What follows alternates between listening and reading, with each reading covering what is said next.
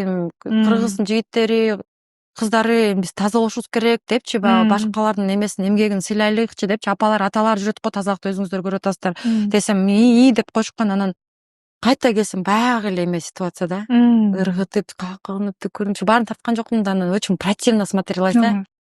Анан айттым, мейли, пожалуйста, видеого деле тартып келе коюң, силер азыр барып шыпыргын алып келип салгачы десем, мындай, сен кимсиң деп мондепчи, өзүң шыпыр деп мондепчи, ты сперва представься деп моундай эме кылды да, аябай эме болуп кеттим да, мындай ызаланып кеттим. Анан макул деп туруп юрттун ичине кирдим, академияга. Түз эле кирип туруп ректордун барсам, байке экен, жакшы эле байке экен, өзү шыпыргын алып чыгып шыпырбадыбы? Мына алтынай эжекеңер дайыма ушул кыдырып жүрүп университеттин алдычы.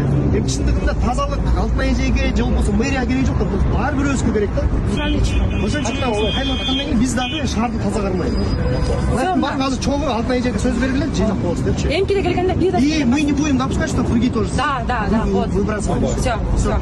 Все. Баягы антип эме кылбагыла, бул алтын эжеңе кереги жок тазалык. Мисалы мэрияга кереги жок.